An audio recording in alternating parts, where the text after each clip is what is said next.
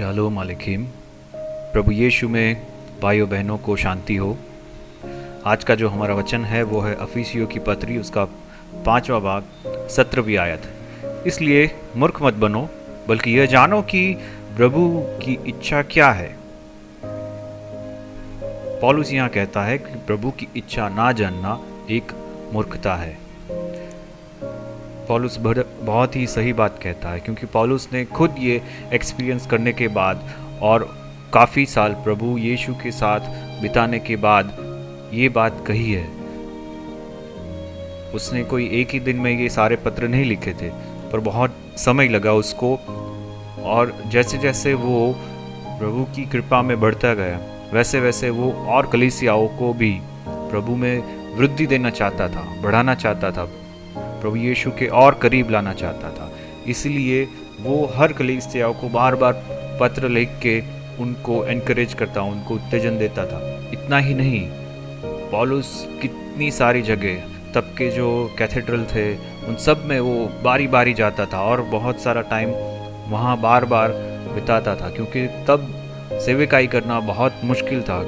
जो ज्यूज़ लोगों के बीच में, यहूदी लोगों के बीच में सेवकाई करना बहुत मुश्किल था, पर फिर भी वो डटा रहा और जहाँ भी उसको जाने का अवसर मिलता वो वहाँ पे जाता था। कई बार ये होता था कि परमेश्वर जिनको ज़रूरत है उनको बोलता कि पौलुस को लेके आओ, और पौलुस को वो अपने यहाँ लेके आते थे। परमेश्वर का वचन कहीं किसी के लिए नहीं रुकता, वो अपना मार्ग कर लेता है, क्योंकि परमेश्वर का वचन पानी की तरह है। पानी को जाने के लिए हमें रास्ता नहीं करना पड़ता, वो अपना रास्ता खुद बना लेता है। अगर आप ऊपर से पानी डालोगे तो वो खुद ही नीचे की तरफ आ जाएगा। उसी तरह से जब परमेश्वर का वचन जहाँ जाना चाहता है वहाँ पहुँच ही जाएगा, किसी के भी ज़रिए। यहाँ पे वचन कहता है कि प्रभु की इच्छा क्या है वो जान लो। क्या आज हम अपने जीवन में प्रभु की इच्छा को जानते हैं क्या? किसी भी ज़रूरत को पूरी करने से पहले, या किसी प्रॉब्लम को सॉल्व करने से पहले, या किसी भी रिलेशन को आगे बढ़ाने से पहले, या कहीं भी जाने से पहले, क्या हम प्रभु की मर्ज़ी को जानते हैं? हमें पवित्र आत्मा इसलिए दिया गया है कि वो हमारी अगुवाई करे। तो क्या हम आज पवित्र आत्मा की आवाज़ को सुन के फिर आगे बढ़ते हैं, या हमारी मर्ज़ी है इसलिए हम आगे बढ़ते हैं? एक बहुत सुंदर सी बात मुझे याद आती है कि एक सेवक थे, और वो भी पौलुस की तरह सब जगहों पे जा के अपनी सेवकाई, अपना वचन देते थे और प्रभु की काफ़ी सेवा करते थे। एक रात ऐसा हुआ कि उनको एक फ़ोन आया कि एक संडे के बाद उनको वहाँ पे बुलाया गया कि आप क्या अवेलेबल हो, तो वचन की सेवा आप लोगे क्या? तो उन्होंने देख के उनको बोला कि हाँ, उस दिन मैं कहीं नहीं जा रहा हूँ, तो उस संडे में आपके यहाँ ज़रूर आऊँगा। तो ये बात हो रही थी, तो उनका एक साथी उनके साथ था। उन्होंने पूछा कि क्या आप कहीं जाने से पहले या कोई डिसीजन लेने से पहले प्रभु की अगुवाई नहीं लेते? सेवक को थोड़ा बुरा लग गया। उनको लगा कि ये तो प्रभु का काम है और यही तो मुझे करना है। प्रभु ने यही काम तो दिया है कि सब जगह जाके वचन देना है, तो इसमें प्रभु की इच्छा पूछने की ज़रूरत नहीं है।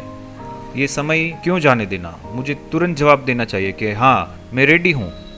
फिर दिन बीतते गए, कुछ और दिन बढ़े और कुछ और दिन बीते। फिर सेवक को खुद रियलाइज़ हुआ कि मैं प्रभु की इच्छा जानना का प्रयत्न करता हूँ क्या? सेवक ने 5-6 बार बाइबल पूरी ख़त्म कर दी थी, कई बार उसने पढ़ ली थी, कई संदेश उसने दे चुके थे, परंतु उनको ये रियलाइज़ हुआ कि हाँ, प्रभु की इच्छा जानना यही सबसे बड़ी बात है। परमेश्वर का वचन कहता है कि वचन पूर्ति से ज़्यादा परमेश्वर को किसी बात से खुशी नहीं होती है। विश्वासियों का ये सबसे बड़ा हक है कि प्रभु की इच्छा को जानो और उसे पूरी करो। ये सबसे बड़ा हक हमें दिया गया है। आज हमारे भारत देश में हम अगर देखें तो अगर कोई बेटा होता है, वो अपने पिता की बात नहीं मानता या उनकी मर्ज़ी को पूछता भी नहीं है, या पिता कुछ कहता है वो कुछ और करता है, तो हम उस तरह के बेटे को क्या कहते हैं? सही बात है ना? क्या आज हम प्रभु की इच्छा को जानते हैं कि प्रभु क्या कहना चाहता है, या वो जो हमें बताना चाहते हैं उस तरह से हम करते हैं? हम नॉर्मली ये करते हैं कि प्रभु की इच्छा को पूछते हैं और फिर जो काम हमें करना होता है वो हम कर देते हैं। परमेश्वर कई बार ना बोलता है, कई बार बोलता है कि मत करो, ये हम नहीं करना है। हमारा आत्मा बार बार उस चीज़ के लिए हमें रोकता है, पर फिर भी हमें लगता है कि नहीं, इस बात में कोई बुराई नहीं है, ये हमें करना ही चाहिए। और परमेश्वर की आशीष हम मांगते हैं कि ये मैं करना चाहता हूँ और आप इसको आशीष दो, जबकि परमेश्वर की इच्छा वो नहीं होती है, पर हमारी इच्छा होती है और हम ये करना चाहते हैं, इसलिए हम आगे बढ़ जाते हैं। कई बार हम परमेश्वर के आत्मा को पीछे छोड़ के हम हमारी मर्जी के मुताबिक आगे बढ़ना चाहते हैं। परमेश्वर की जो भी इच्छा हो हम उसकी कदर नहीं करते हैं, परमेश्वर की आत्मा की कदर नहीं करते हैं। परमेश्वर की आत्मा जब भी हमें मना करती है फिर भी हम आगे बढ़ जाते हैं। केवल हम पूछने के लिए प्रभु के चरणों में प्रार्थना करते हैं, पर प्रभु का जवाब क्या है वो मानते नहीं है। ऐसे बेटे को हम क्या कहते हैं? यहाँ पौलुस कहता है, बड़ा अच्छा शब्द यूज करता है वो, कि मूर्ख मत बनो। पर हम लोग ऐसे बेटे को बेटा ही नहीं कहते, कि ये अपने पिता का बेटा नहीं है, जबकि हम विश्वासी है और हमारा हक है कि प्रभु की इच्छा को हम पूरी करें। परमेश्वर ने पवित्र आत्मा केवल इसलिए दिया है कि हम प्रभु की इच्छा को जाने, प्रभु की इच्छा को समझे, और परमेश्वर का आत्मा, सत्य का आत्मा हमें हर सत्य में लेके जाए और वो कहाँ आगे जाना है वो हमें बताए। इसीलिए तो परमेश्वर यहाँ जमीन तक आए, किस तरह से जीना है वो पहले बताए। प्रभु यीशु बहुत सारा टाइम अपने पिता के साथ बिताते थे, उनकी मर्जी जानने के लिए।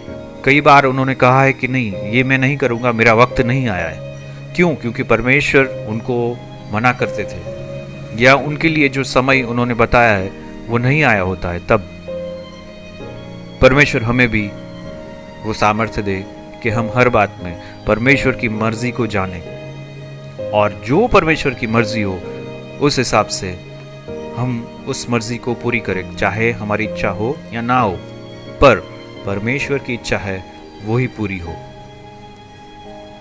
आइए प्रार्थना करें। ऐ हमारे पिता, हम आपके चरणों में रहते हैं और आपकी कृपा को हम चाहते हैं कि जो आपकी मर्जी हो, जो आपका आत्मा हमें बताए, वो ही हम पूरी करें, हमारी मर्जी नहीं। पर पिता, हम आपकी मर्जी पूरी कर पाए, ऐसा आप होने दो, प्रभु यीशु के नाम से, आमीन।